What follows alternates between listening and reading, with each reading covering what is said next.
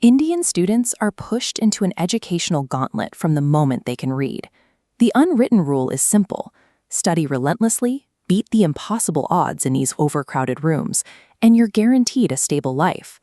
But that guarantee has collapsed. Look at these protests. The physical placards here demand the immediate dismantling of the National Testing Agency. Millions of students prepared for the NEET medical entrance exams, only to discover the papers were leaked and sold to the highest bidder before the test even began. Even those who navigate the exams fairly and graduate find themselves standing in lines like this one. They have the degrees they were promised would secure their futures, yet they are competing with thousands of others for a handful of entry-level positions. These stacks of 100 rupee notes represent the next barrier. Incomes remain stagnant for new graduates, the rupee is losing purchasing power, and domestic inflation eats away at their earnings. The cash in a savings account buys significantly less today. The traditional milestones of adulthood, buying a home, securing financial independence, are mathematically moving out of reach. You have a demographic that did exactly what the system demanded, only to face rigged exams, a frozen job market, and devalued currency. They are trapped in a holding pattern, carrying massive resentment toward the institutions that sold them a fake dream. There is a total fracture between these struggling graduates and the authorities governing them. The people making the rules are entirely insulated from the economic fallout. That fracture became highly visible when remarks attributed to the Chief Justice of India began circulating online.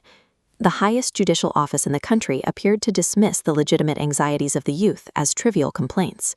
When the very top of the judicial hierarchy minimizes your daily reality, the message is clear.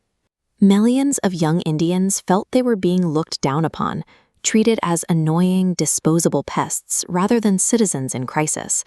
The reaction was instantaneous.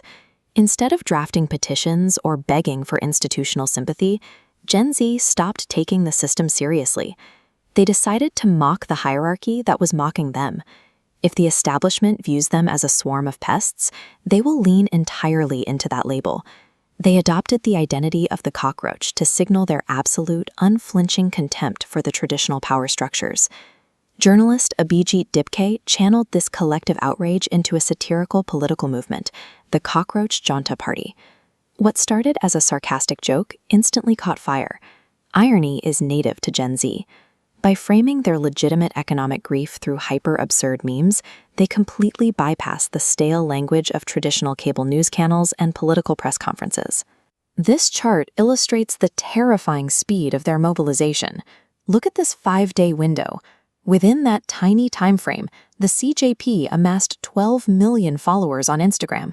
Established political parties spend billions of rupees, coordinate massive rallies, and hire thousands of workers to build that kind of reach over decades.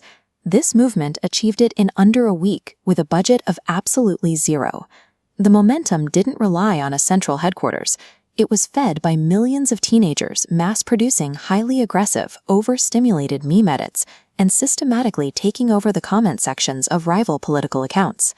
These decentralized networks of sarcasm coordinate millions of voters with a speed and reach that legacy political machines cannot match. This wave of anger quickly zeroed in on the dominant political force in the country, the BJP. While they rely on massive physical rallies and carefully controlled optics, they suddenly found themselves drowning in an ocean of cockroach emojis. The ruling party absorbed this direct hit because they are the incumbent architects of the current economy. When you hold all the institutional power, you also hold the blame for the paper leaks, the job scarcity, and the inflation. It was a completely asymmetrical fight. A highly paid PR team drafting carefully worded press releases has zero defense against 2 million teenagers spamming absurd memes that ruin the algorithmic visibility of those press releases. The institutional response was one of immediate panic. Within days of going viral, the official X account of the Cockroach Janta Party was abruptly suspended, attempting to cut the head off the movement. That suspension was a massive tactical error. Erasing the account didn't stop the memes. It confirmed the youth's narrative that the government was terrified of them. The joke immediately morphed into a serious flashpoint over digital free speech. You cannot silence a decentralized network by banning a single profile. Striking down the central account only proved to the participants that their shitposting was actually working, massively multiplying their resolve to fight back. pull back from the massive follower counts, and this phenomenon is deeply isolating. The core engine of this movement is millions of young people sitting in solitary bedrooms, endlessly scrolling while worrying about their empty bank accounts. By rallying under the banner of a fake political party, these isolated individuals found a massive, immediate support network. They realized millions of others were experiencing the exact same financial dread. This is what modern civil disobedience looks like. Physical picket lines and hunger strikes are being replaced by algorithmic manipulation and highly coordinated shitposting. When a generation has no money to donate and no connections to leverage, they use the only currency they have left: their attention. By hijacking the algorithms of public discourse, they force the political elite to look at them. This strategy creates a volatile environment for future governance.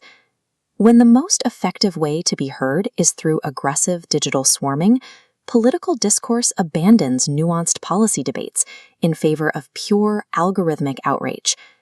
The Cockroach Junta Party reveals the results of a failing economic engine. When a generation is highly educated but entirely broke, they form these digital swarms that traditional institutions simply cannot contain or ignore.